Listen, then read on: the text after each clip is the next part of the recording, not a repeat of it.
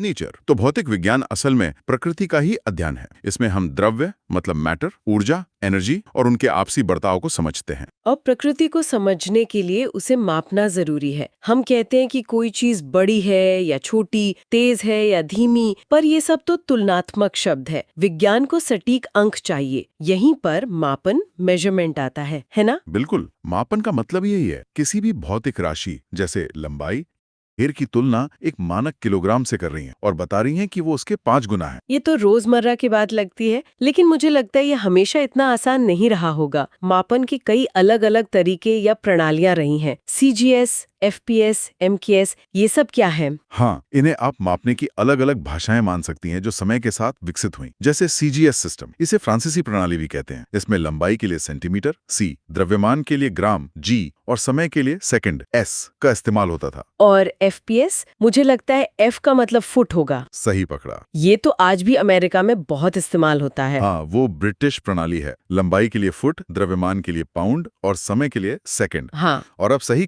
MKS जैसी प्रणालियां ज्यादा लोकप्रिय हुई। बिल्कुल। एमकेएस प्रणाली, जिसमें लंबाई मीटर में, द्रव्यमान किलोग्राम में और समय सेकंड में मापा जाता है, वो वैज्ञानिक और इंजीनियरिंग कामों के लिए ज्यादा सुविधाजनक थी। लेकिन असली क्रांति तब आई जब पूरी दुनिया ने मिलकर एक ही भाषा पर सहमति बनाने का फैसला किया। और वो भाषा है एसआई सिस्टम। एकदम सही। 1971 में अंतर्राष्ट्रीय स्तर पर एसआई यानी सिस्टम इंटरनेशनल पद्धति को अपनाया गया। यह एमकेएस का ही एक बेहतर और ज्यादा विस्तृत रूप है। इसका मकसद था कि विज्ञान, व्यापार और टेक्नोलॉजी में पूरी दुनिया एक ही मानक का प्रयोग करे ताकि नासा वाली गलती दोबारा ना हो। ठीक है, तो ये सब तो मापने की अलग अलग भाषाएं हो गईं, पर इन सभी भाषाओं में हम बोल क्या रहे हैं? वो कौन सी बुनियादी चीजें हैं जिन्हें हम असल में मापते हैं? स्रोत में इन्हें भौतिक राशियां, फिजिकल क्वांटिटीज कहा गया है। भौतिक राशियां पदार्थ के वो बांटा गया है ना, मूल, व्युत्पन्न और पूरक, फंडामेंटल, डिराइव्ड और सप्लीमेंट्री।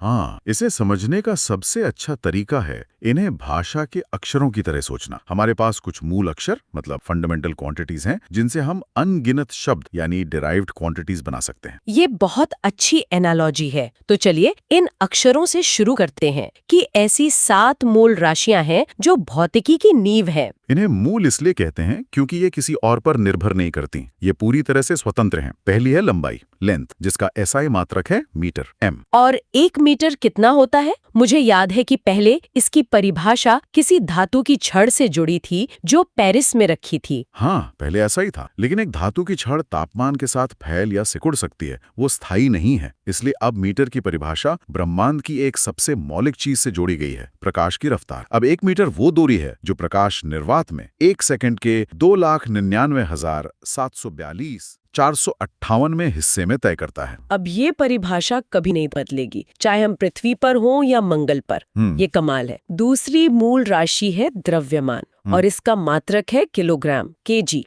इसकी परिभाषा तो अब भी पेरिस में रखी एक चीज से जुड़ी है ना? हाँ, किलोग्राम की पारंपरिक परिभाषा फ्रांस में रखे प्लैटिनम इरिडियम मिश्र धातु के एक सिलेंडर के बराबर, उसे लग्रांड के कहते हैं। 1 मिनट, क्या आप कह रहे हैं कि दुनिया के सारे वजन का मानक पेरिस में रखी एक धातु की सिल्ली है? ये तो बहुत अजीब और नाजुक सिस्टम लगता है। अगर उस पर धूल जम गई या किसी ने उसे छू लिया तो क्या पूरी दुनिया का किलोग्राम बदल जाएगा? आपका संदेह बिल्कुल सही है। यही सवाल वैज्ञानिकों को दशकों तक परेशान करता रहा। उन्होंने पाया कि समय के साथ लेग्रांड के का द्रव्यमान सूक्ष्म रूप से बदल रहा था। इसीलिए 2019 में किलोग्राम की परिभाषा को भी बदल दिया गया। अच्छा, अब ये भी पूरी तरह से अपरिवर्तनीय है। तो हमने अपने सभी मानकों को भौतिक वस्तुओं से हटाकर प्रकृति के नियमों से जोड़ दिया है। बहुत खूब। तीसरी राशि है समय, टाइम, जिसका मात्रक सेकंड है, एस। इसका आधार क्या है? इसका आधार भी एक परमाणु है, सीजियम 133 परमाणु। 1 सेकंड वो समय है जिसमें ये परमाणु ठीक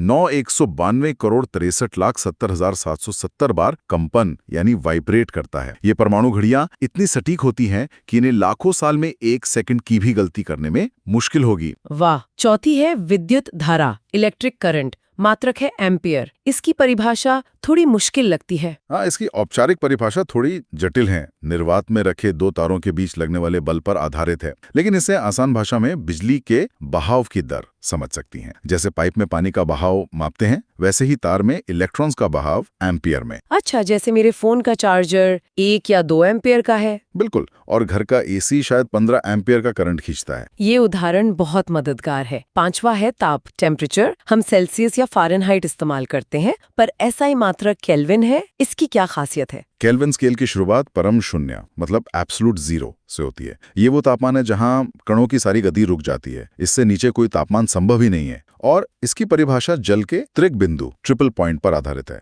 वो अनोखा तापमान और दाब जहां पानी, बर्फ, तरल पानी और भाप तीनों अवस्थाओं में एक साथ रहता है। कमाल है। छठी राशि है पदार्थ की मात्रा, अमाउंट ऑफ सब्सटेंस, जिसका मात्रक है मोल। ये केमिस्ट्री में बहुत आता है। बिल्कुल, इसे केमिस्ट की दर्जन कह सकते हैं। जैसे एक दर्जन में 12 चीजें होती हैं, वैसे ही एक मोल में लगभग 6.022 इंटू की घात 23 कण होते हैं। ये कार्बन 12 के परमाणुओं की संख्या पर आधारित है। और आखिरी 7वीं मूल राशि है ज्योति तीव्रता, ल्यूमिनस इंटेंसिटी, जिसका मात्रक है कैंडेला CD। इसका सीधा सा मतलब है किसी प्रकाश स्रोत की चमक। जैसा कि नाम से ही पता चलता है, एक कैंडेला लगभग एक मोमबत्ती की रोशनी की तीव्रता के बराबर होती। ठीक है, तो ये 7 हमारे अक्षर हो गए: metre, kilogram, second, ampere, kelvin, mole और कैंडेला। अब इनसे शब्द कैसे बनते हैं, जैसे कि क्षेत्रफल, चाल या बल? यहीं पर व्युत्पन्न राशियां आती हैं। इनके मात्रक इन्हीं 7 मूल मात्रकों को गुणा या भाग करके बनाए जाते हैं। जैसे क्षेत्रफल एरिया को लीजिए, वो होता है लंबाई गुणा चौड़ाई।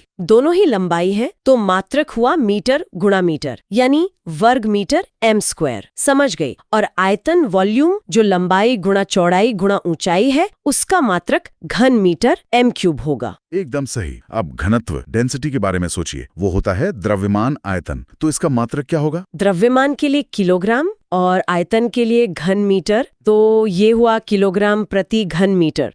अरे वाह, ये तो सच में बिल्डिंग ब्लॉक्स की तरह काम करता है। हाँ, बिल्कुल। इसी तरह चाल, स्पीड, जो दूरी, समय है, उसका मात्रक हुआ मीटर प्रति सेकंड।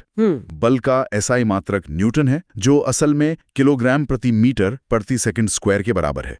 कार्य और ऊर्जा का मात्रक जूल है और शक्ति का वॉट। ये सभी उन्हीं 7 मूल मात्रकों से बने हैं। और स्रोत में 2 और राशियों का जिक्र है जो इन दोनों श्रेणियों में नहीं आती, पूरक राशियां। हाँ। Supplementary quantities. हाँ, ये 2 कोणों से संबंधित हैं। अच्छा। पहला है समतल कोण, प्लेन एंगल, जिसका मात्रक है रेडियन, रेड। और दूसरा है घन कोण, सॉलिड एंगल, जिसका मात्रक स्टेरेडियन, SR। ये त्रिआयामी कोण को मापता है, जैसे एक आइसक्रीम कोन का सिरा। अब यहाँ से पैमाना बहुत बड़ा हो जाता है। जब हम तारों और आकाशगंगाओं की बात करते हैं तो मीटर या किलोमीटर तो बहुत छोटी इकाइयां लगती हैं। बिल्कुल, बहुत बड़ी खगोलीय दूरियों के लिए हमारे पास विशेष मात्रक हैं। सबसे प्रसिद्ध है प्रकाश वर्ष, लाइट ईयर। और यहाँ ये साफ करना बहुत जरूरी है कि यह दूरी का मात्रक है, समय का नहीं। हाँ, ये बहुत आम गलतफहमी है। तो एक प्रकाश वर्ष वो दूरी है जो प्रकाश एक साल में तय करता है। सही कहा। और ये दूरी लगभग 9.46 ट्रिलियन किलोमीटर होती है। ये सोचना ही कमाल है कि जब हम रात में सबसे करीबी तारे प्रोक्सिमा सेंटोरी को देखते हैं तो हम उसे वैसा देख रहे होते हैं जैसा वो 4.2 साल पहले। हम असल में समय में पीछे झांक रहे होते हैं। बिल्कुल। स्रोत में खगोलीय इकाई यानी एस्ट्रोनॉमिकल यूनिट AU का भी जिक्र है। हाँ, एक AU पृथ्वी और सूर्य के बीच की औसत दूरी है, लगभग 15 करोड़ किलोमीटर। यह हमारे सौरमंडल के ग्रहों की दूरी बताने के लिए एक बहुत सुविधाजनक पैमाना है। और फिर आता है पार्सेक। स्रोत कहता है कि यह दूरी मापने की सबसे बड़ी इकाई है। हाँ, एक पार्सेक लगभग 3.26 प्रकाश वर्ष के बराबर होता है। खगोलविद इसका इस्तेमाल करते हैं। और एक जरूरी बात, इसे पास्कल से कंफ्यूज नहीं करना है। हाँ, पास्कल तो दबाव प्रेशर का मात्रक है। सही। जब हम इतनी बड़ी संख्याओं की बात कर रहे हैं, जैसे एक प्रकाश वर्ष में कितने मीटर हैं, तो क्या हर एक अंक मायने रखता है या बस एक मोटा अंदाजा काफी होता है? स्रोत में कोटिमान का जिक्र है। ये एक बहुत शक्तिशाली धारणा है।